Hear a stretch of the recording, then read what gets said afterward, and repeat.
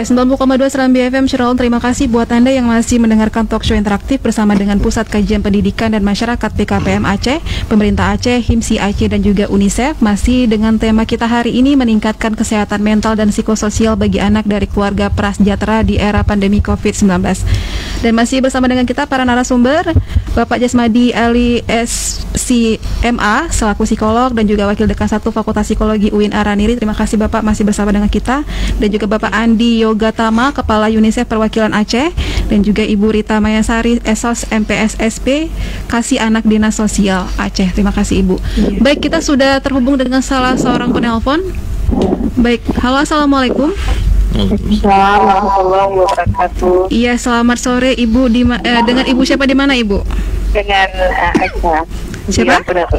Aisyah. Aisyah di Lampenerut. Baik Ibu. Iya, Aisyah, ada yang ingin ditanyakan, silakan Ibu. Tadi saya sudah mendengar tentang masalah yang keluarga prasejahtera di era ekonomi menghadapi anak iya. di masa ini.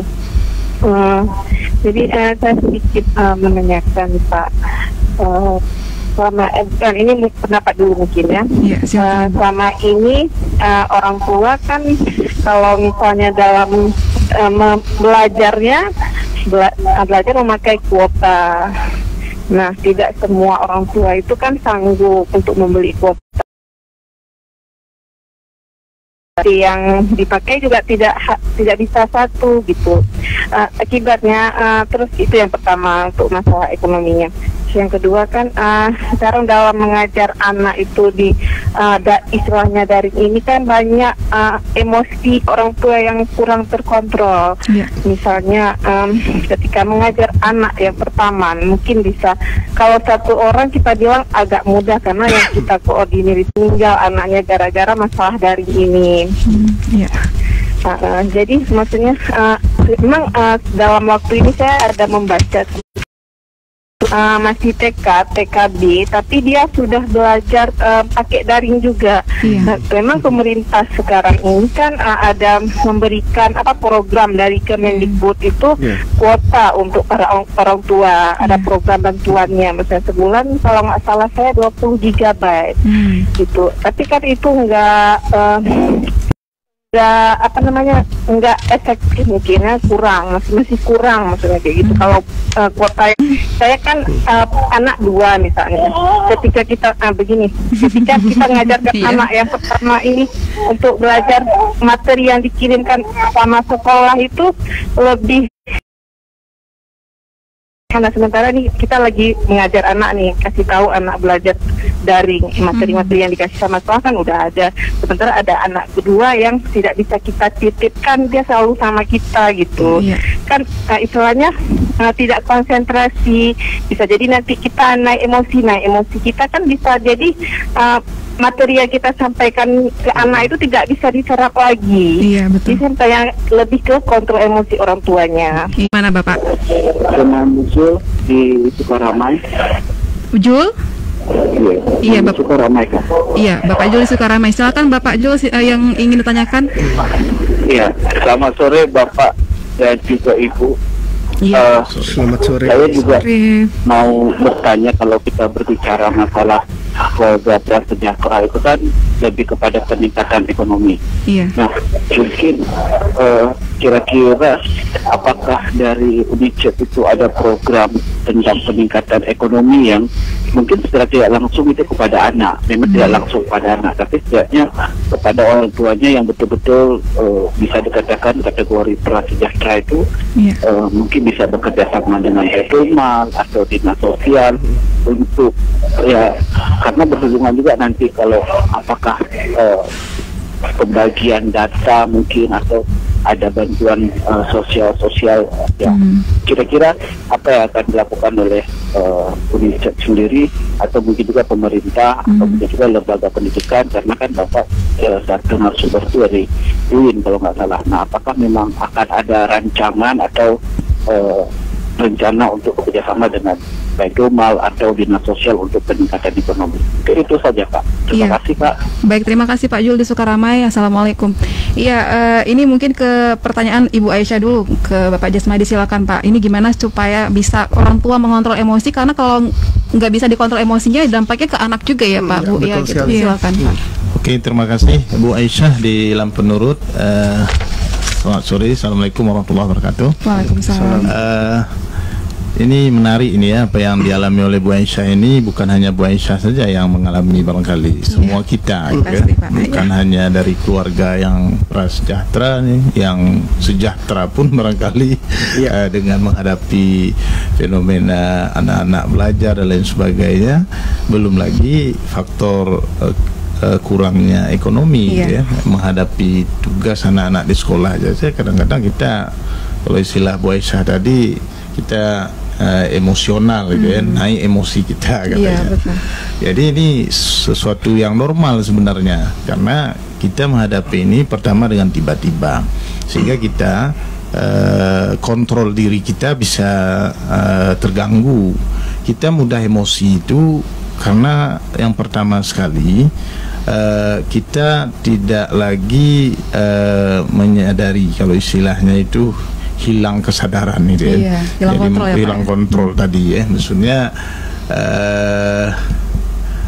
kesadaran diri kita, ada kesadaran diri, kesadaran terhadap waktu, tempat dan lain sebagainya, itu bergeser itu pada konteks kita orang normal.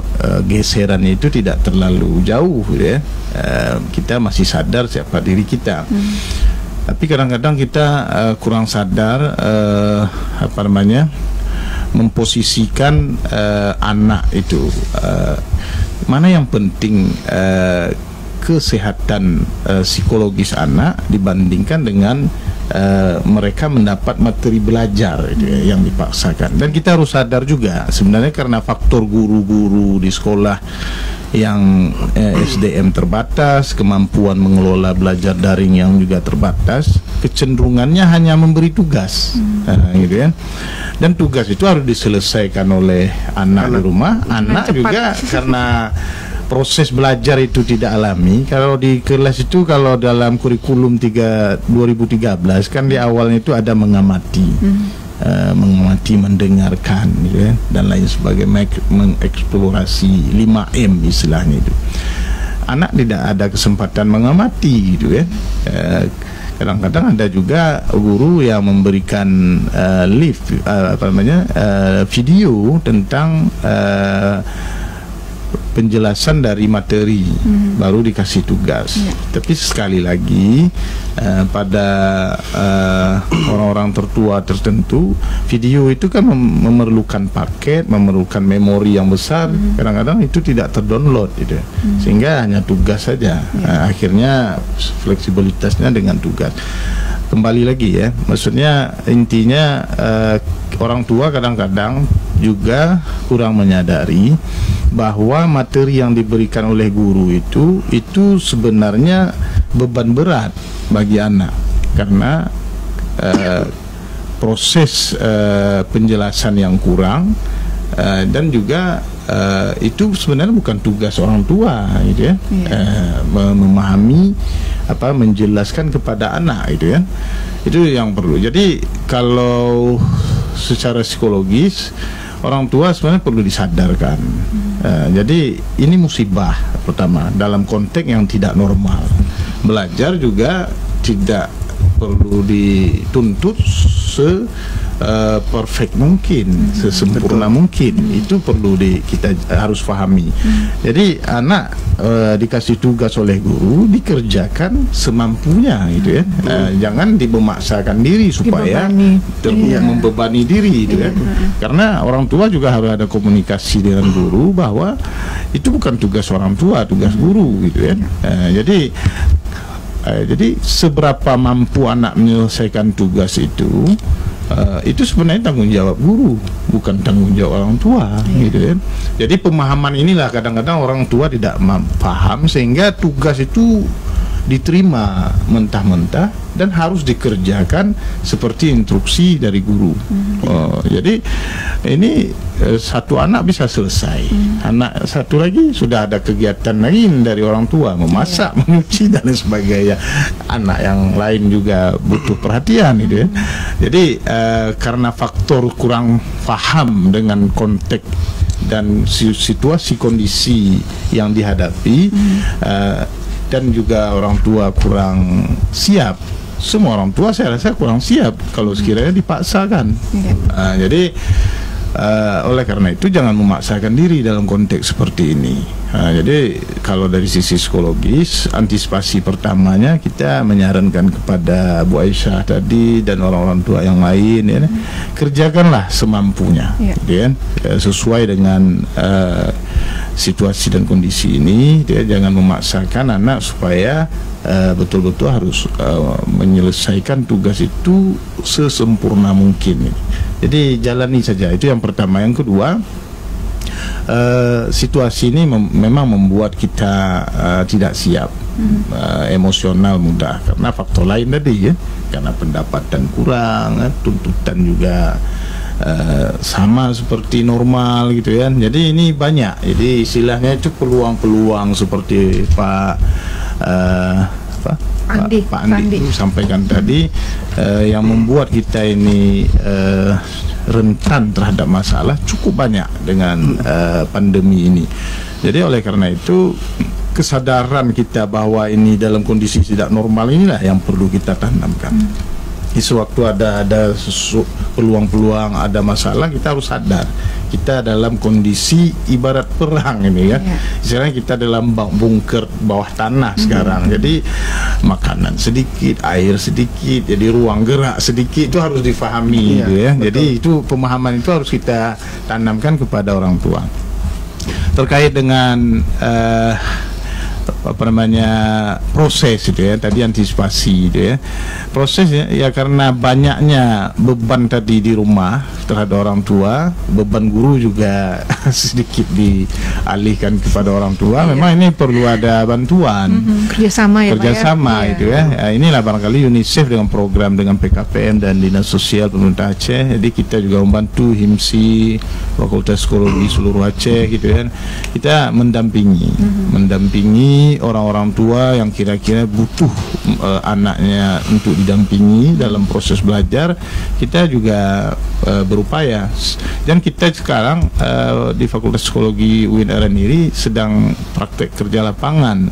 Sebagiannya juga dengan rencananya kita akan coba masukkan di dalam program kegiatan yang dilakukan oleh PKPM, UNICEF dan Dinsos ini.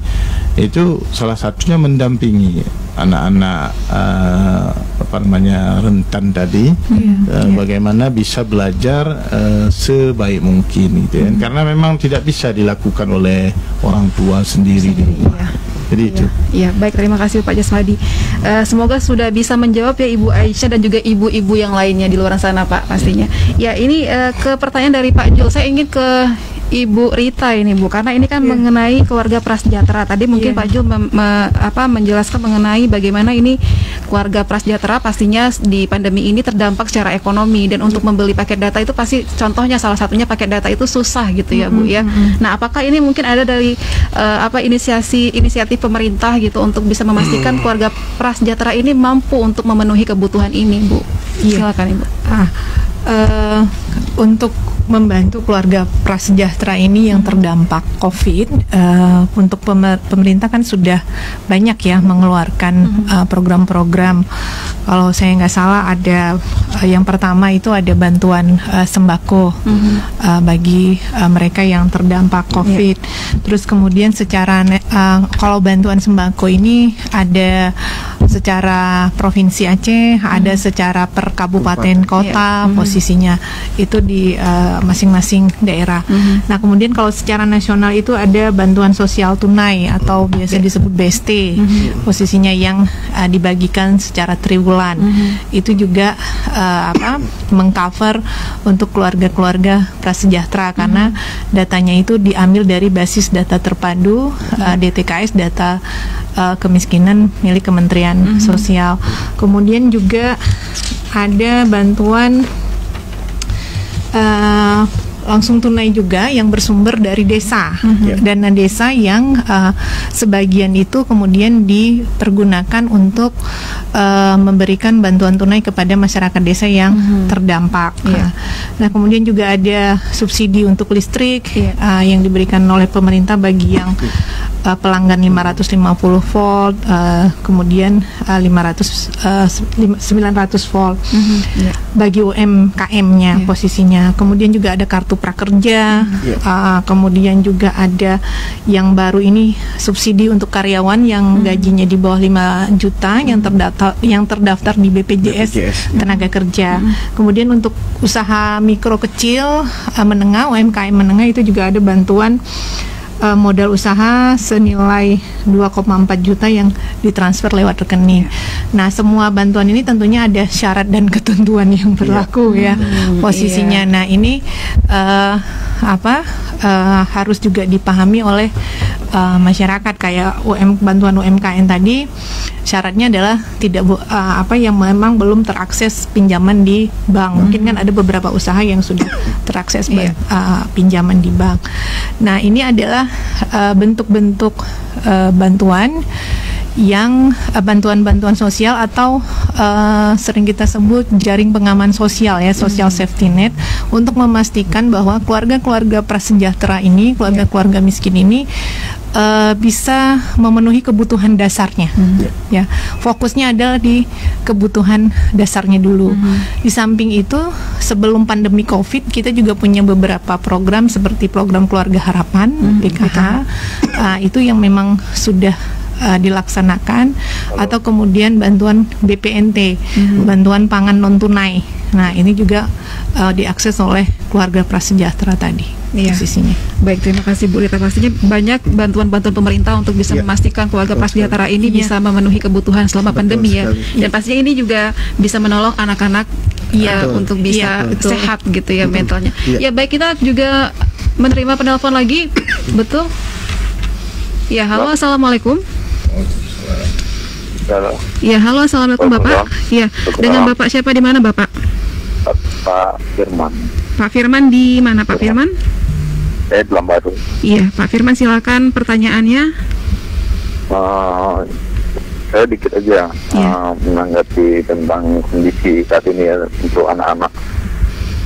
Gini, yang pertama kan dimulai dari 12 bulan 12 kita saatnya bulan 3 itu kan sudah terhitung sekitar 8 bulan sampai sekarang kalau dari bulan 3 pandemi yang terjadi itu kan namanya atau program-program pemerintah untuk menangani kondisi-kondisi ekonomi, baik itu anak-anaknya, baik itu juga kehidupan keluarganya itu. Jadi kayak gini, permasalahan yang terbesar itu kan sebenarnya bukan pada anak-anaknya tapi pada keluarganya, karena apapun ceritanya di saat keluarga terimbas ekonominya, keadaannya, jangankan untuk beraktivitas, untuk keluar rumah aja berbagai persoalan yang harus dihadapi. Saya kepengennya begini, kalau memang pun ada program dari pemerintah, program itu memang benar-benar teraplikasi lah ke dalam rumah tangga tersebut. Jadi jangan hanya bullshit atau omong yang digembar-gemborkan, yang disampaikan ke masyarakat. Tapi kenyataannya, contoh kasus nih ya, paket data yang diberikan ke siswa. Itu paket data yang diberikan, pernah nggak dicek benar-benar bisa dipergunakan atau tidak gitu. Jadi kalau memang tidak bisa dipergunakan, ngapain dilakukan kerjasama antara sekolah dengan operator selulernya gitu. Mendingan uangnya dikasih aja ke siswanya gitu. Itu permasalahan terbesar.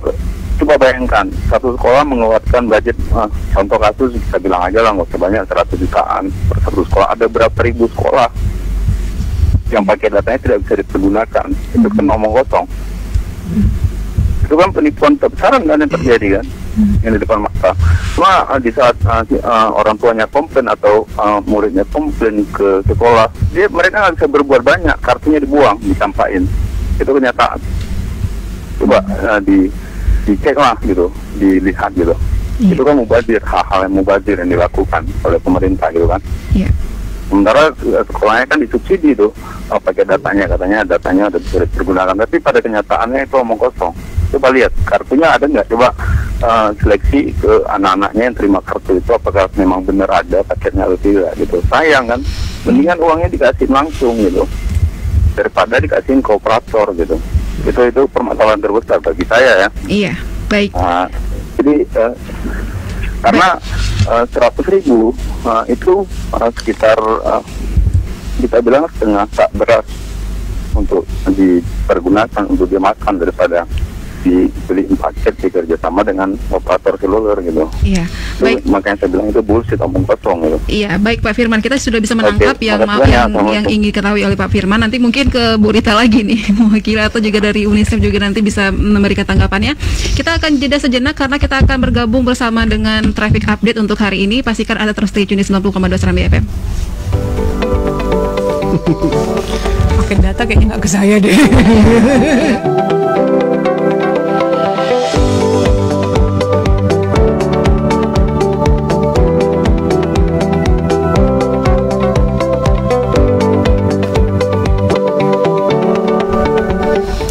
Ya, 90,2 Serambi FM. Terima kasih buat Anda yang masih mendengarkan talk show interaktif bersama dengan Pusat Kajian Pendidikan dan Masyarakat PKPM Aceh, Pemerintah Aceh, HIMSI Aceh, dan UNICEF. Masih bersama dengan saya Eka Nataya. Dan talk show ini juga dalam rangka memperingati Hari Anak Sedunia tahun 2020 yang tepat jatuh di hari ini ya. Dan masih bersama dengan kita Bapak Jasmadi juga Wakil Dekan 1 Fakultas Psikologi UIN Araniri, Bapak Andi Yoga Tama, Kepala UNICEF Perwakilan Aceh, dan Ibu Rita Mayasari, Esos MPSSP, Kasih Anak Dinas Sosial Aceh. Kita masih membahas mengenai meningkatkan kesehatan mental dan psikososial bagi anak dari keluarga prasejahtera di era pandemi COVID-19. Dan kita ini sudah di sesi terakhir Bapak Ibu, sayang sekali. Mungkin tadi sedikit tanggapan penelpon terakhir kita, ada Pak Firman di Lambaro. Pelaksanaan program pendidikan secara daring karena semasa berjalannya pandemi COVID-19 ini banyak keluarga, banyak masyarakat merasa berat karena harus mengikuti proses-proses pembelajaran secara daring, maka kemudian diambillah kebijakan pemberian paket data secara gratis kepada siswa dan juga pengajar ya Pak ya, pengajar yang untuk dilakukan proses pembelajaran. Nah, kembali lagi memang dalam pelaksanaannya tentunya banyak dinamika yang terjadi, banyak kendala yang terjadi, terutama tentunya penyesuaian bagaimana penggunaannya yang baik, bagaimana pelaksanaannya. Makanya juga penting para orang tua juga mencari informasi yang benar, posisinya mencari informasi yang benar, terus kemudian juga berkonsultasi dengan pihak-pihak yang juga memang paham terkait hal tersebut. Jadi segala sesuatunya itu kembali lagi jangan selalu disikapi negatif. Kembali lagi ke kesehatan mental tadi ya Pak ya, posisinya bagaimana kita pahami, kita sadari bahwa kita ini berada dalam kondisi yang tidak normal. Nah, kondisi yang tidak normal ini tentu akan membawa berbagai dampak, tetapi kalau kita bisa menyikapinya dengan lebih baik, mengontrol emosi, kemudian berupaya untuk mencari informasi yang memang baik, tentunya insya Allah saya yakin itu bisa termanfaatkan dengan baik gitu. Jadi ada kendala sedikit, mungkin kita coba cari penyelesaiannya seperti apa. Nah, tentunya juga sekalian saya menyampaikan informasi bahwa kerjasama dengan UNICEF, terus kemudian juga PKPM, Dinas Sosial Aceh juga menggandeng HIMSI. ini kita membuka layanan kesehatan mental, dukungan psikososial, seperti yang Bu Aisyah tadi mungkin ada kendala, ada apa, anaknya bermasalah atau seperti apa. Nah, untuk Banda Aceh kita punya layanan hotline di 0811 681 8801. Ini merupakan salah satu program dari program kesejahteraan sosial anak integratif atau biasa kita menyebutkan PKSAI untuk mendukung keluarga, mendukung anak yang memang terdampak dari COVID-19 ini. Dan layanan ini gratis posisinya. Jadi bisa nanti ada petugas yang akan siap menerima telepon, kemudian kalau memang butuh layanan lanjutan untuk konselor juga sudah siap tim dari HIMSI yang standby untuk membantu ya Pak ya posisinya. Begitu Mbak Eka. Iya, baik, terima kasih. Jadi apapun yang dirasakan oleh para orang tua terhadap anaknya juga ini mungkin bisa disampaikan ke layanan ini ya Ibu Rita bisa. Iya. Termasuk juga kalau memang ada anak-anak yang mengalami kasus-kasus mungkin kasus-kasus kekerasan, menjadi korban atau kemudian pelecehan seksual, itu bisa dilaporkan di 08 sekali lagi ya diulang. 0811 681 8801. Iya, dicatat Saudara Lon, semoga nanti bisa membantu juga untuk semua yang punya masalah untuk kesehatan mental ini ya Ibu Rita. Baik, ini terakhir Bapak Andi sekaligus juga satu pertanyaan terakhir dari saya dan Bapak juga bisa menyampaikan closing statement Bapak juga. Ini kan hari ini tuh Hari Anak Sedunia ya Pak ya, 2020. Temanya itu menata masa depan yang baik untuk setiap anak. Nah, kalau kita lihat sekarang di kondisi pandemi sekarang ini Pak, kira-kira apa yang perlu kita lakukan untuk menjaga supaya semua anak-anak kita sehat mentalnya dan supaya ini masa depannya tertata dengan baik sesuai dengan tema Hari Anak Sedunia hari ini. Silakan Pak. Pesannya sebenarnya satu, tadi anak-anak karena keterbatasan karena pandemi COVID-19 berada di rumah, ini anak-anak perlu kita perkenalkan ya dengan rutinitas baru supaya anak-anak tidak bosan berada di rumah atau dengan tidak dapat bertemu temannya secara langsung. Terus yang kedua juga alihkan supaya ketika anak bosan ataupun merasa terkurung ya berada di dalam rumah, perkenalkanlah aktivitas-aktivitas yang positif. Ini sebagai pengalihan. Banyak sekali kan ada yang menggambar, mungkin ada suka bermain musik, belikanlah gitar misalnya, atau menyanyi misalnya. Ini kegiatan positif sebagai pengalihan supaya anak tidak stres. Terus kemudian kenalilah anak perilaku anak kita sendiri. Khawatir pada saat pandemi itu wajar. Bukan hanya anak, orang tua juga kok was-was, khawatir, rasa takut, itu normal. Tapi kita bisa melihat nanti apakah kekhawatiran atau ketakutan ini berlebihan di luar dari normal. Itu juga kemudian orang tua harus bisa melihat dan juga tentunya berdiskusi atau berkonsultasi dengan profesional, dalam ini psikolog. Nanti ada tadi call centernya sudah disampaikan oleh Bu Rita. Terus kemudian juga tentunya kesehatan fisik atau jasmani juga penting ya, karena di rumah terus jangan sampai kita tidak bergerak. Ya olahraga lah sedikit-sedikit di rumah, di sekitar pekarangan rumah. Jangan lupa juga asupan gizinya supaya tetap seimbang, tetap sesuai dengan pertumbuhan atau umur anak. Terus kemudian juga kalau memang waktunya jadwal imunisasi, ini Puskesmas pasti sudah mengumumkan minggu ini atau minggu depan ada imunisasi, atau ini bulan imunisasi. Nah ini tolonglah diikuti, karena ini layanan yang harus didapatkan oleh anak supaya bisa mencegah anak terjadi sakit akibat penyakit-penyakit yang bisa dicegah. Jadi sebetulnya tetap positif ya, kalau di rumah tetap positif, kegiatan baru, jaga kesehatan fisik juga, dan tentunya tetap semangat. Semua orang terdampak, tentu kita harus benar-benar siap dan menyadari, jangan tidak terlalu berpikir negatif sehingga nantinya akan terjadi stres, nanti malah akan lebih sulit lagi akan diatasi. Itu saja sih dari kami. Semoga dengan adanya layanan sosial juga yang disampaikan tadi, bantuan pemerintah yang disampaikan oleh Bu Rita tadi juga dapat membantu supaya dampak dari COVID-19 ini bisa diredam atau dirasakannya itu tidak terlalu dalam. Nah, begitu. Baik, terima kasih Bapak Andi. Ke Bapak Jasmadi silakan Pak, kata terakhir closing statement Bapak, silakan, apa yang ingin Bapak sampaikan mengenai topik kita hari ini Pak, silakan. Oke, barangkali saya kembali kepada statement awal saya tadi ya, bahwa kita perlu menyadari bahwa kita dalam kondisi hidup yang tidak normal gitu ya, menghadapi pandemi ini, dan kita harus melihat skala prioritas bahwa anak itu adalah sesuatu yang sangat penting dan lebih penting dari segalanya. Jadi kesehatan fisik dan mentalnya itu lebih penting daripada yang lain.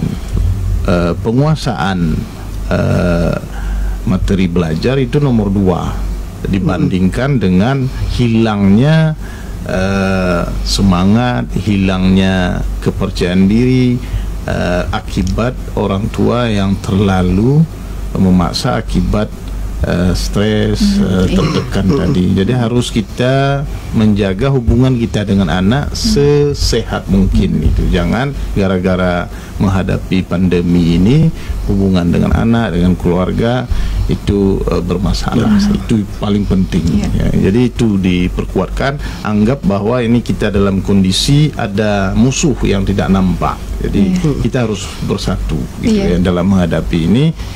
Yang pertama sekali adalah hubungan keluarga kita jangan sampai bermasalah dengan suami dengan istri, istri dengan suami, orang tua dengan anak, anak juga dengan orang tua. Itu sangat penting. Terima kasih.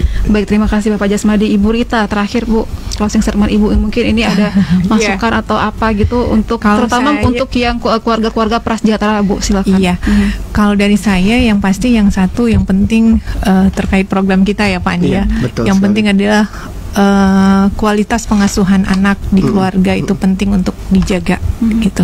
Jangan sampai sudah terpapar pandemi terpapar lagi masalah yang lain. Jadi pastikan kualitas pengasuhan di dalam keluarga itu baik posisinya. Iya, baik, terima kasih Ibu Rita Mayasari, Esos MPSSP Kasih Anak Dinas Sosial Aceh sudah hadir Ibu, dan juga Bapak Andi Yogatama, Kepala UNICEF Perwakilan Aceh sudah hadir. Terima kasih Bapak. Dan juga Bapak Jasmadi Ali SPSI FC MA Psikolog dan juga Wakil Dekan 1 Fakultas Psikologi UIN Araniri. Terima kasih Bapak sudah hadir. Dan terima kasih juga, semoga dengan perbincangan kita pada hari ini bisa membuat kita jadi sadar bahwa anak yang sehat mental itu adalah suatu keharusan untuk supaya masa depan mereka juga bisa tertata dengan baik sesuai dengan tema Hari Anak Sedunia pada hari ini. Iya, baik, terima kasih Bapak Ibu. Kita berjumpa lagi di lain kesempatan. Assalamualaikum. Waalaikumsalam warahmatullahi wabarakatuh. Iya, itu dia akhir dari talk show interaktif bersama dengan Pusat Kajian Pendidikan dan Masyarakat Aceh, Pemerintah Aceh, HIMSI Aceh dan juga UNICEF. Terima kasih buat Anda yang sudah